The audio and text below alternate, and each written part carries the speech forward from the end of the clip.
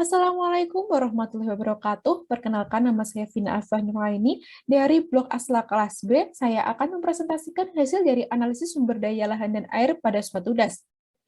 Evaluasi sumber daya lahan dan air merupakan proses penilaian karakteristik potensi dan permasalahan pada lahan dan air di suatu wilayah. Hasil evaluasi tersebut digunakan sebagai acuan untuk tindakan pengelolaan yang diperlukan agar sumber daya lahan dan air tetap lestari. Metode analisis sumber daya lahan dibagi menjadi metode pemberian, metode perbandingan atau matching, dan metode pengharakatan. Untuk unit analisis yang digunakan adalah das atau daerah aliran sungai yang dibagi menjadi satuan lahan tertentu. Pembuatan peta satuan lahan dilakukan menggunakan metode overlay data DIMNAS dengan data kontur dan batas des serta peta satuan tanah. Selanjutnya, untuk kemampuan lahan merupakan kemampuan suatu lahan untuk tetap lestari dan menghasilkan hasil yang optimal pada penggunaan lahan tertentu. Kemampuan lahan dibagi menjadi kelas 1 sampai 8. Dengan kelas 1 sampai 4 merupakan lahan yang dapat digunakan untuk pertanian atau arable, sedangkan kelas 5 sampai 8 merupakan lahan untuk tanaman tahunan atau non arable. Subkelas kemampuan lahan dibagi menjadi erosi, water, soil, dan climate. Untuk faktor penghambatnya tersendiri dapat dilihat pada tabel di bawah. Selanjutnya, kesesuaian lahan adalah kesesuaian suatu jenis lahan untuk penggunaan lahan tertentu. Kelas kesesuaian lahan dibagi menjadi sangat sesuai, cukup sesuai, sesuai marginal, dan tidak sesuai. Kesesuaian lahan dibagi menjadi kesesuaian lahan pertanian dan non-pertanian dengan faktor pembatas tertentu.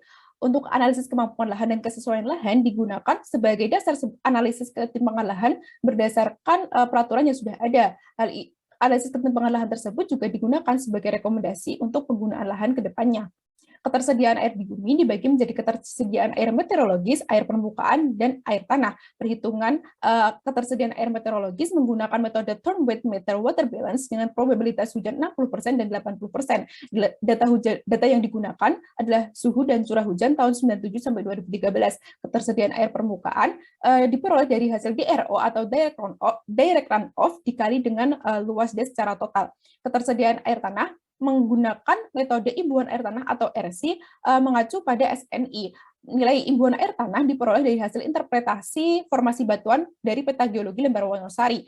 Untuk kebutuhan air sendiri menggunakan kebutuhan air domestik, pertanian, peternakan, dan sekolah. Analisis ketersediaan air pada das menggunakan rata-rata timbang, yaitu membandingkan antara luas wilayah yang masuk ke dalam das dengan luas wilayah secara total. Untuk indeks pemakaian air, yaitu perbandingan antara jumlah kebutuhan dan ketersediaan air per kapita mengacu pada SNI. Selanjutnya, IPA dikelaskan menjadi 4 klasifikasi dengan kelas 4 yang paling baik atau paling aman.